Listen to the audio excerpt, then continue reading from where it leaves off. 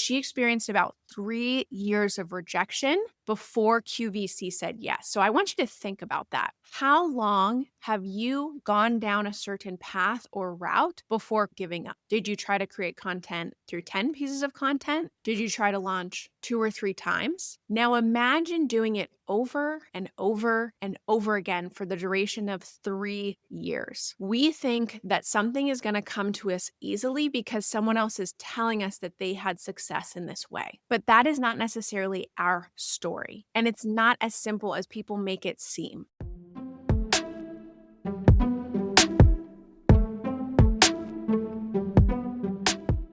Welcome back to the Her First podcast, where we spotlight amazing, wonderful women who represent personal brands that we can have takeaways from, learn lessons, and hope to improve our own businesses and our own personal brands. We do some tactical stuff. We have really wonderful guest interviews with insights and experts. So if you are not subscribed yet, hit that subscribe button. Today, we're talking all about Jamie Kern Lima. If you haven't heard the name Jamie Kern Lima, I'm kind of surprised because you might be living under a small rock, or your algorithm just is not at all tapped into that side of the world in terms of personal branding and motivation, maybe beauty and cosmetics or business building. So we will introduce you to her today because you should know the name and you should know a little bit about her history, where she started, and how she's been able to evolve to where she is today. We'll do a really quick background, and then we're going to talk about some of the milestones that she overcame, lessons learned, and what we can take away to help implement in our businesses in order to be more successful. Hi, my name is Michelle Houston. I'm the founder of To Be Honest Beverage Company. We're a non-alcoholic functional spirit brand, and I also have my own personal brand where I offer coaching and digital products about personal branding, marketing, and messaging. And hi, I'm Joanna Newton. I'm the co-founder of Millennial Marketer.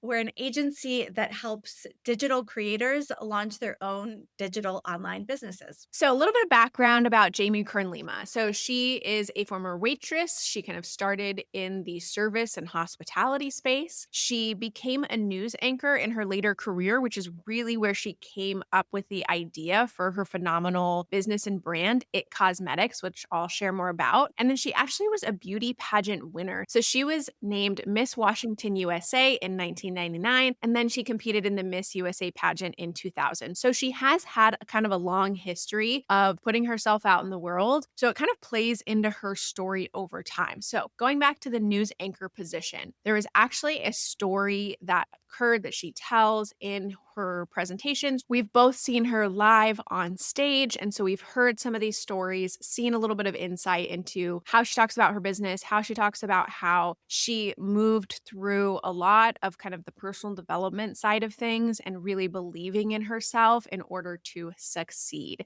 So she tells the story of when she was a news anchor, she was live on camera and they have, their producers in their earpieces. And he's like, hey, you have something on your face. And so she tried to kind of wipe off whatever was on her face and it ended up like removing one of her like penciled on eyebrows. But she ended up looking in a mirror and it was her rosacea that was coming through her makeup. And that's what the producer was seeing. So he thought something was on her face. And then she tried to course correct what was happening on her face. And so this spurred the amazing idea. And I love telling these stories of business owners because the big brands that you see and the businesses that have been created, they really are based around a personal problem that someone had, launched the initial idea, and then they were so committed and mission driven in order to solve it that they adapted it to the market and made it into something really powerful. So if you don't know, It Cosmetics sold to L'Oreal at over $1 billion.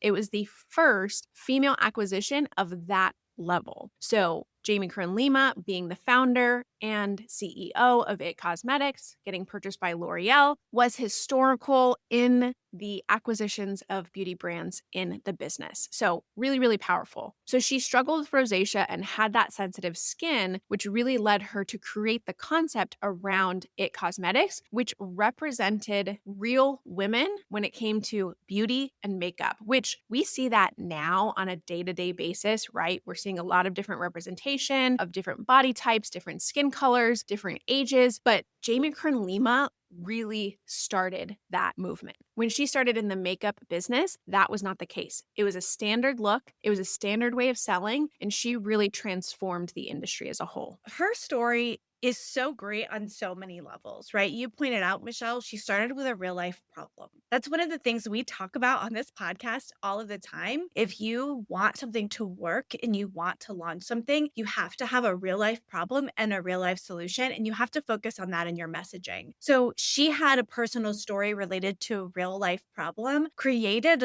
a product that solved that problem, and then built a mission around that product, right? She wanted to be for real people, real women, and, real results, right? Like something that's going to stay on your face, it's going to cover your rosacea. And then in that advertising, actually showcase real looking women instead of stick thin cookie cutter models. So she really did a new and innovative path for the makeup industry that went outside of the norm. Now, today, due to some really great like social pushback, the makeup industry is much more inclusive of skin tones, is much more inclusive of showing different body types, showing people with different skin issues on camera. But that was not the case when Jamie Kern Lima got started in this industry. The beginning stages of It Cosmetics is really scrappy. So I know that wherever you are in your business journey, you can look at a brand like It, you can look at the billion-dollar acquisition and be like, oh, that's so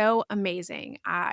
So great for her. And it totally worked out. Or you can look at other brands and they're building and they have investment backing, or you're looking at yourself and you're saying, well, they had these connections and they had this network. But really, Jamie Kern Lima is a great example of starting from zero. She wasn't in the makeup industry. She did not have any connections. She didn't have any investment backing. Her and her husband co-founded the business in their, what she calls a very tiny apartment. I remember she tells the story in her book about just eating hot dogs, whereas I do not suggest that from like a saving money perspective. I still want you to be healthy in your choices, but they really struggled early on to bootstrap the business.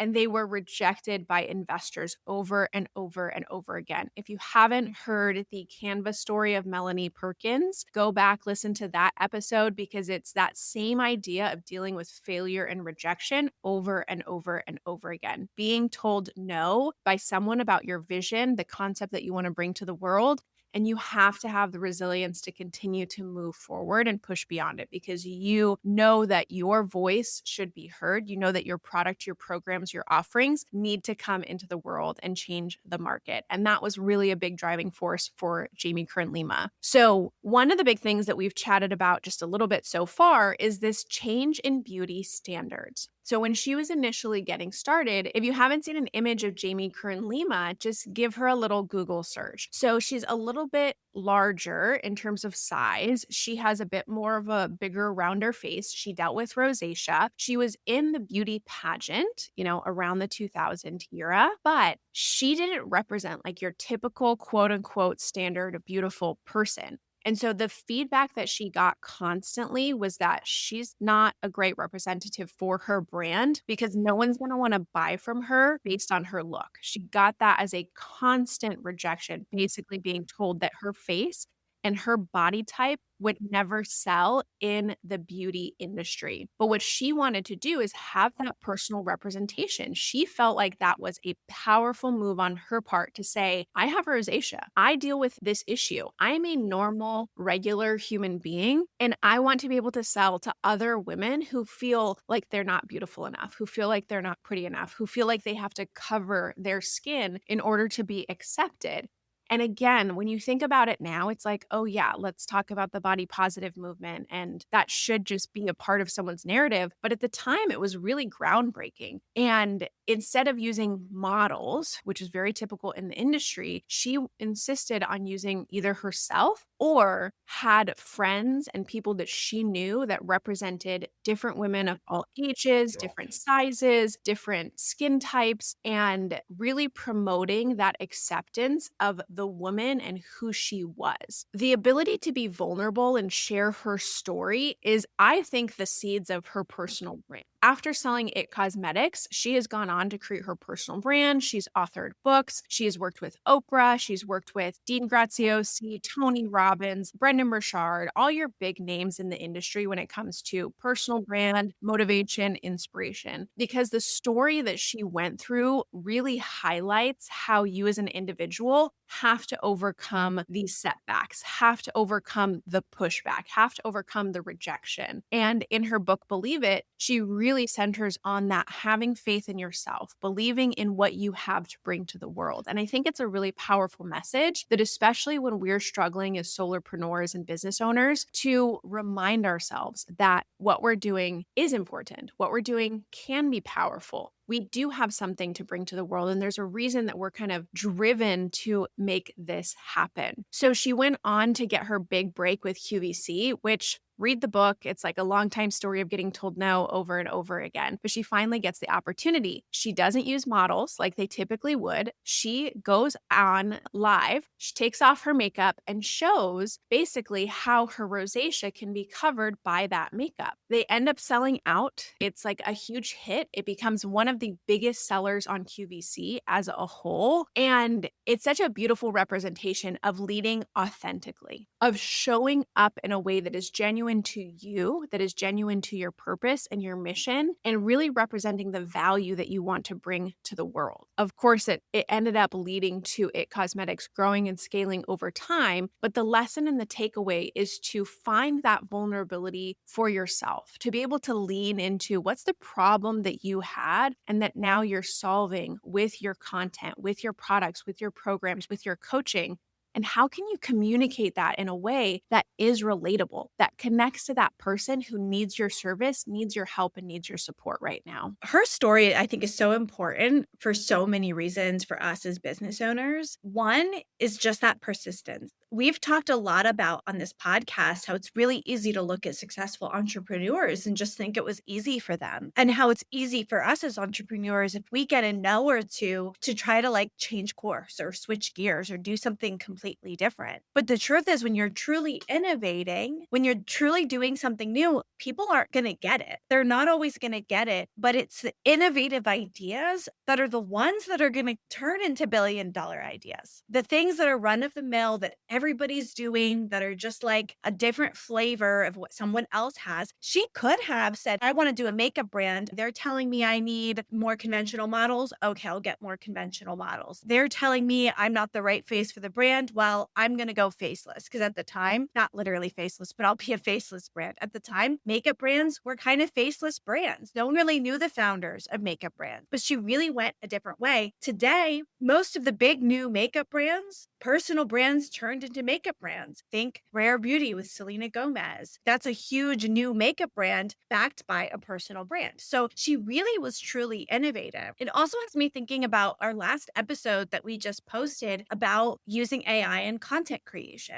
If Jamie Kern Lima, when she had the idea for this product, relied on AI to create her product idea, her marketing messaging, her brand identity, she would have not done what she did, because AI would have given her recommendations that were the conventional advice of what has worked in the past. She did something different. It was hard. She got lots and lots of no's, but she believed in it, stayed authentic to it, got her $1 billion payday. So I think we can learn a lot from that if we're interested in massive business growth, that doing something new, doing something innovative, and really, really like using our creativity is going to go a long way. It's so important as we progress in the digital age to lean into that authenticity, to lean into that genuine voice, to lean into that authority that you are creating as a unique individual. And we're seeing that as a shift, right? Like, people are obsessed with celebrities and these figureheads that are showing up on social media as they are. Selena Gomez has built Rare Beauty to be what it is and has built her brand and business because she just freaking shows up. Same thing with Taylor Swift. Like, they are who they are. Is there curation?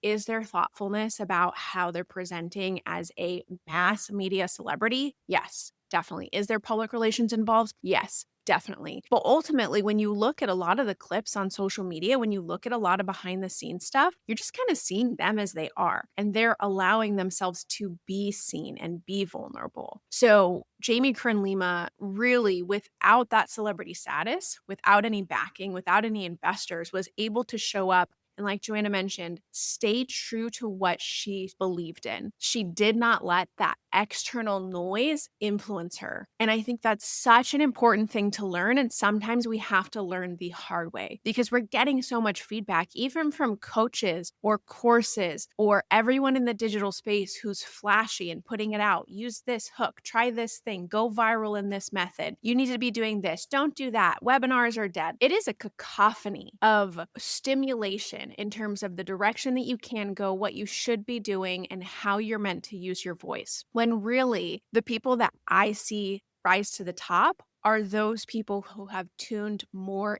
inward than anything else. Are they using best practices? Are they doing their research? Are they studying and paying attention to analytics and metrics? 1000%. But they are always allowing themselves to come through in what it is that they're putting out in the world. And I think that makes such a huge difference. So, some of the highlights of this process for Jamie Kern Lima as she had this kind of QVC breakthrough, what that meant for Is Cosmetics and how it was able to become what it is and has been seen today. So she experienced about 3 years of rejection before QVC said yes. So I want you to think about that. How long have you gone down a certain path or route before giving up? Did you try to create content through 10 pieces of content? Did you try to launch 2 or 3 times? Now imagine doing it over and over and over again for the duration of 3 years. We think that something is going to come to us easily because someone else is telling us that they had success in this way. But that is not necessarily our story. And it's not as simple as people make it seem. There is rejection, there is failure.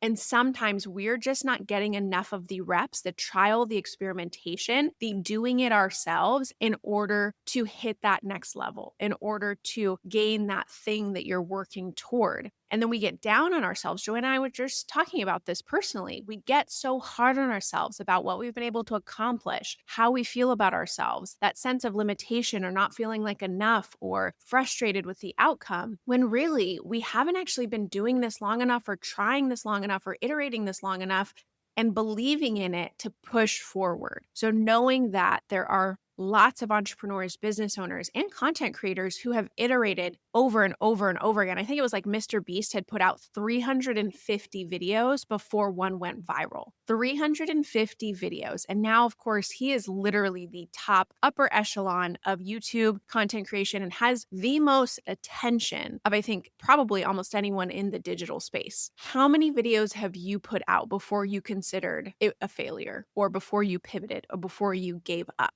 so to speak? So she went on to do 1,000 appearances on QVC. Like I mentioned, L'Oreal bought the company for over $1.2 billion, which was their largest US acquisition ever. And Jamie became the first female CEO in L'Oreal's 100-year history, which is a feat in and of itself. So after that, she wrote her best-selling book, Believe It. I've read that one. It's the mindset behind her success, and it really goes into her perspective and how she was able to stay true to that genuine voice and how she wanted her brand to be presented to the world. Now she's really kind of transitioned into that personal brand space of representation, helping women to believe in themselves before they feel like they're ready or before they feel like they're polished or perfect.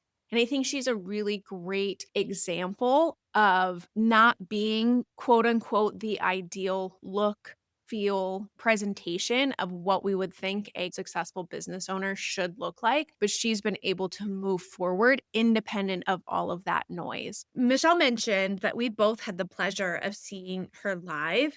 Her personality, her presence, it is unique. She is bubbly and smiley and kind and sweet. When I saw her at Kajabi Hero Live, she thanked her employees who she brought with them and brought them on stage and they hugged her. You could feel the warmth and the empathy and the emotion. And I think she really just turned who she was authentically into her brand and put that out there. And you're right, Michelle, that's not necessarily the archetype that we think of when we think a successful business person, right? We think about someone kind of cold, kind of calculated, really super data driven, not emotional. And a lot of times this archetype of a successful business owner is very masculine. And she really, I think, leaned into her femininity, and she feels motherly, right? There's this just like motherly, kind Midwestern. I don't know if she's from the Midwest, but like it's that like Midwestern energy that she has, really unique. When we talk about comparisons, I could see that and say, that's how I should be. And that's not what I'm saying, because that's not me. Like, that is not how I authentically show up. I can be a little abrasive and I can be a little direct. And I don't have that like motherly nature that she has. And that's fine. The point here that I want to drive across is that she went with her personality. She went with who she was and mixed that with her brand and shows up authentically at herself. And that's infectious. And that draws the right people to want to be attached to her personal brand. So, as you showing up as a business owner, what can you learn? First, it's understanding yourself, right? And then putting that into your brand. Now, do you have to put every bit of yourself into your personal brand? No. I shocked Michelle one day when I told her that I play video games. And sometimes I like to be in like a huge sweatpants and a big t-shirt and my glasses and play video games. And I look like the strangest nerd you've ever seen in your life. That's not how I am every day, but it's how I get sometimes. And that's like part of who I am. But I don't necessarily show up on camera like that. Wouldn't be wrong if I did, but that's just a small representation of who I am that I like to keep to me, my daughter, and my husband, right? And, explaining it to you here. Just putting yourself and infusing who you are into your brand, even if it doesn't fit like a typical CEO archetype, I think is key to really showing up and really blowing up in a big way. This has been such a big point of reflection for me, and we're seeing it now more than ever, are these founder-led brands and these personal brands, content creators in the digital space who are really sharing aspects of their lives that people can connect to and people can relate to. And it's the future of how we operate and how we do business. With the advent of social media, it changed things. For better or worse, that's not up for discussion, but you have to acknowledge that it changed things. And so we get to have a world in which we connect with people in the digital space like never before. And we can either take advantage of it or kind of let it pass us by. Now, there is still a lot to be said about local, about brick and mortar, about in person, about networking that you can build a fully thriving business on. But if you are interested in being this in the digital space, if you are interested in being a course creator, if you're offering larger programs, if you want a national or international presence, we have to acknowledge and identify the way in which it's going to happen. And we talk a lot on this podcast about how you can do that. We talk about tactical approaches. We talk about larger people that we look up to or that have great examples of how we can model after that. But like Joanna mentioned, we cannot do it exactly as they do it because we've got to be able to represent that uniqueness and that voice. So if you're not yet, hit subscribe. And we're going to start to just wrap up this conversation on Jamie with some of the themes that we see in her content now as a personal brand. Because of what she went through, she uses this term is that rejection is redirection. So looking at all of those rejections and not saying that's not a reflection of my value. It's not a reflection of my self-worth. It's not a reflection of my idea or even what I'm putting out into the world. It's not judging it at that level. So trying to let go of that emotional attachment to that thing and seeing it instead as redirection. So where can I turn to that is maybe a little bit different? How can I pivot? Or how can I come back to this idea, this concept in the future, pitch it again and see what happens at a different time? The next is that success really comes from that authenticity. Who are you? How are you representing yourself in the world? How can you be that genuine person? When you look at Jamie, she is not loud. She is not putting herself out there with like, hey, listen, you have to hear this. She's showing up in kind of a timid manner. She has a way of like quiet leadership. showing up in a way that is soft and feminine, compassionate in such a unique, interesting way. Like Joanna mentioned, very different than a lot of what we see in terms of success, in terms of business ownership, in terms of the entrepreneur and the CEO, because it is who she is. So, how can you lean into that authenticity? How can you pull out those things in your personality that you want to be able to represent well? And then, in terms of what she's championing, so what does she stand for? What do you stand for? What do you want to bring to the world? What is the hill that you are going to plant your flag on and say, yes, this is what I believe in. This is what I want to move forward. For her, that's self-worth over appearance. For her, that's faith over fear, believing in yourself instead of worrying about what the impact of everything is, and really focusing on the process and not just perfection. So being able to present yourself in the world as these are the steps that I'm taking, this is the journey that I'm on, but it doesn't have to look perfect at every single step. You don't have to present in a way that is what you think you should be or how you think you should act. So thinking through for yourself, what are you championing? What do you really care about as a speaker, as an influencer, as a content creator, as a coach, as an expert? What are those things that you feel really strongly about? And how can you represent them in your brand? How can you represent them in how you're showing up and everything that you do so that people really know what you're getting behind? I love that we talked about Jamie today, and I feel like empowered and refreshed in a way. I knew her story, but kind of going through it goes, yeah, like you have to keep going. And yeah, you have to do those things. And I know sometimes I get discouraged in my day to day. Like, I have a successful business. We've never had a month where we didn't have more income than expenses, which is wild for a business, especially in its first couple of years. So I am very proud of what I've created. At the same time, I'm also very critical of myself. And sometimes, one of my big focuses this year has been to grow my personal brand. And sometimes I feel like I'm posting content to no one. Like, it can feel like I'm putting it out there and it's not getting the traction or the views. I want to write a book. I want to be on all the big podcasts. I have all of these big dreams, and it's easy to feel like this isn't working. And then it makes you want to stop. But at the same time, out of nowhere this week, I was starting to feel this way. Why am I posting all this stuff on LinkedIn? It's not doing anything. Then I get a DM from someone who was like, I found your profile here on LinkedIn and I need help with Kajabi. Well, it's doing its job. And sometimes I think we have this vision of wanting the book deals, the big podcast promotions, the big contracts, and all of that. But if people are finding you and DMing you, even if it's once a month, it is doing the work.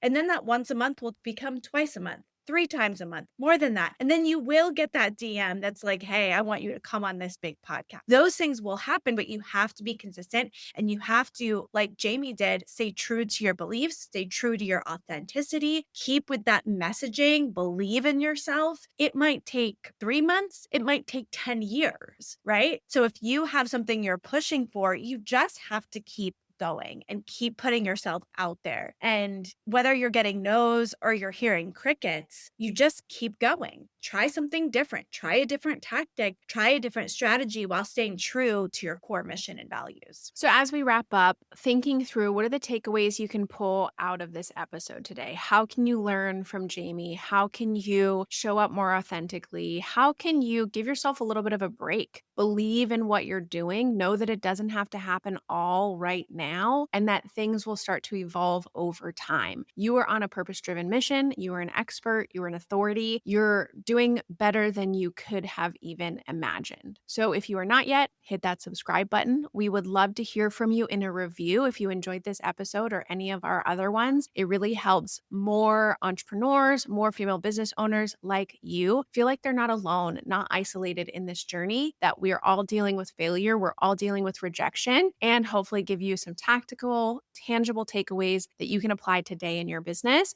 in order to scale, in order to be more successful, in order to be more heard. All right, we'll see you on the next one.